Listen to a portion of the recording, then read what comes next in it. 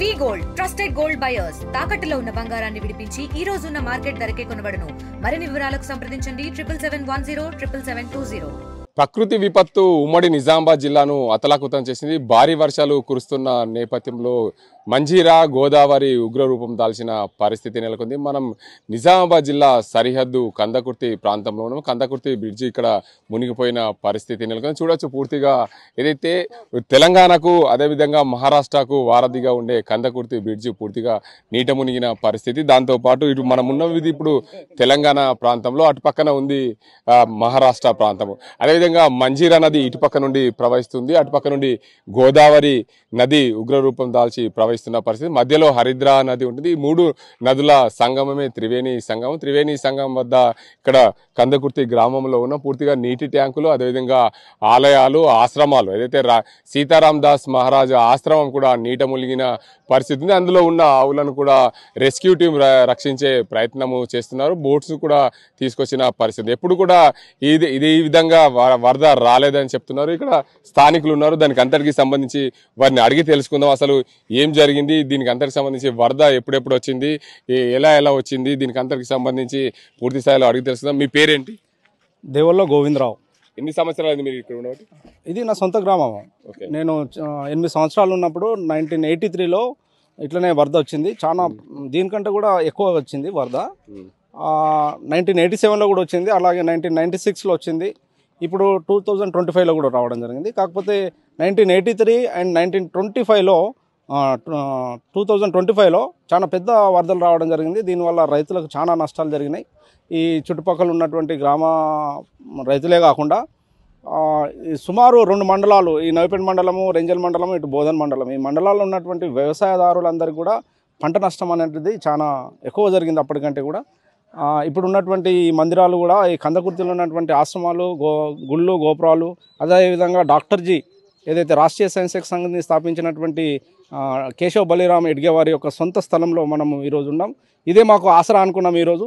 ఎందుకంటే ఇంకా వరద కనుక ఎక్కువ కనుక వస్తే గ్రామ ప్రజలందరూ కూడా ఆ స్థాయిలో ఈరోజు ఈ బిల్డింగ్ కట్టడం జరిగింది. ఇందులో షెల్టర్గా వాళ్ళు రావడానికి కూడా మేము అన్నీ అనుకోవడం జరిగింది. వాళ్ళకు కూడా అన్ని ఏర్పాట్లు చేయడానికి కూడా మేము సహకారం చేద్దామని కేశవ సేవా సమితి తరఫున అనుకున్నాం.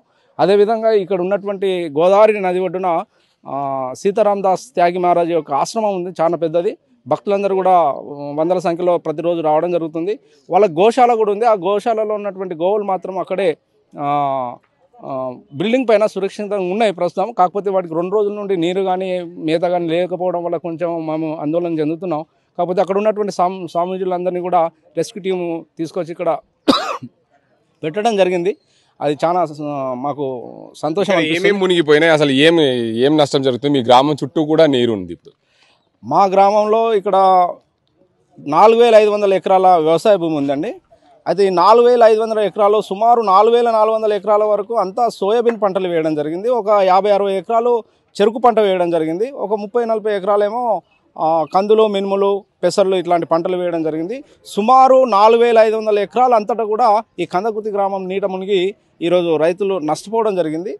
దానివల్ల రాబోయే కాలంలో ప్రభుత్వం ఏమైనా సహకారం చేస్తే అది చాలా మాకు సంతోషంగా మేము భావిస్తాం. ఇక్కడ చూడొచ్చు, చాలా మంది ఇక్కడ నీటిని చూసేందుకు వస్తున్న పరిస్థితి నెలకొంది. దీనికి అంతటికి సంబంధించి కందకుర్తి గ్రామం కూడా నీటిమయమైన పరిస్థితి ఉంది. నీ పేరేం పేరు? ఉత్తల్ సార్ నా పేరు. ఇప్పుడు ఎప్పుడైనా నీళ్లు చూసినావా? ఇవి లేదు సార్, ఎప్పుడు చూడలేదు నేను. ఎప్పుడెప్పుడు వచ్చినాయి ఇక్కడ నీళ్ళు? ఇప్పుడు నేను చూడలేదు, ఇప్పుడే ఫస్ట్ సార్ చూసాడు. ఏమైంది అసలు? ఎన్ని రోజుల నుంచి నీళ్ళు వచ్చినాయి? 2-3 రోజుల నుంచి వస్తున్నాయి సార్ ఇక్కడ నీళ్ళు. ఇక్కడ 2-3 రోజులు. ఇక్కడ ఏమేమి గుడులు ఉన్నాయి?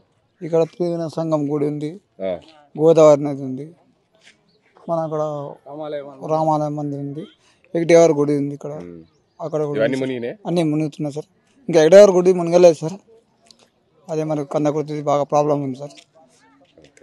ధన్యవాదాలు.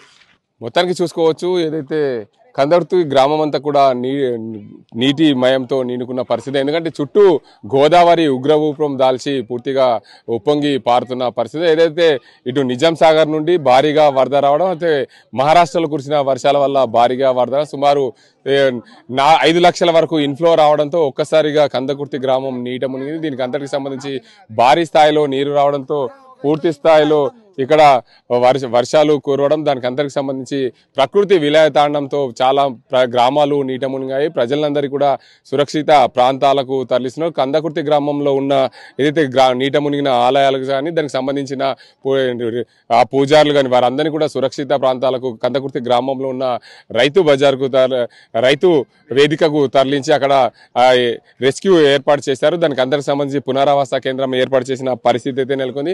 ఏదేమైనప్పటికీ భారీ వర్షాలు కురుస్తున్న నేపథ్యంలో కందకుర్తి వద్ద త్రివేణి సంగమం వద్ద గోదావరి ఉగ్ర రూపం దాల్చింది. పూర్తి స్థాయిలో ఏదైతే తెలంగాణకు మహారాష్ట్రకు వారధిగా ఉన్న ఆ బ్రిడ్జి నుండి పైనుండి కూడా సుమారు 5-10 మీటర్ల ఎత్తు నుండి నీరు పారడంతో పూర్తిగా అక్కడ బ్రిడ్జ్ కూడా కనిపించలేని పరిస్థితి నెలకొంది.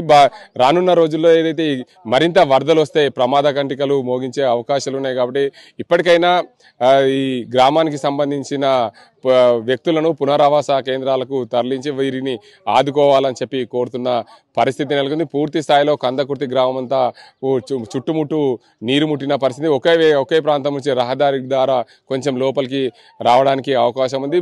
మరిన్ని వరదలు వస్తే కష్టమయ్యే అవకాశాలు ఉంది. కాబట్టి గోదావరి ఉగ్ర రూపం దాల్సింది. ఈ ప్రాంత ప్రజలను మమ్మల్ని ఆదుకోవాలి, మా పంటలని నష్టపోయాయని మమ్మల్ని ఆదుకోవాలి ప్రభుత్వం అని చెప్పి ఈ ప్రాంత ప్రజలు కోరుతున్న పరిస్థితి నెలకొంది. ఇది ఇక్కడ పరిస్థితి. కెమెరా సాజింతో గంగారెడ్డి, RTV, నిజామాబాద్ జిల్లా. తెలుగులో ఫాస్టెస్ట్ న్యూస్ ఇప్పుడు కొత్త అవతారంలో 5 సెకండ్లోనే పూర్తి వార్తా సమాచారం మీ చేతిలో. సోషల్ మీడియా ట్రెండ్స్ మీ కళ్ళ ముందుకే live TV and voice search options తో ఇప్పుడే డౌన్లోడ్ చేయండి. యాప్ లింక్ డిస్క్రిప్షన్లో ఉంది.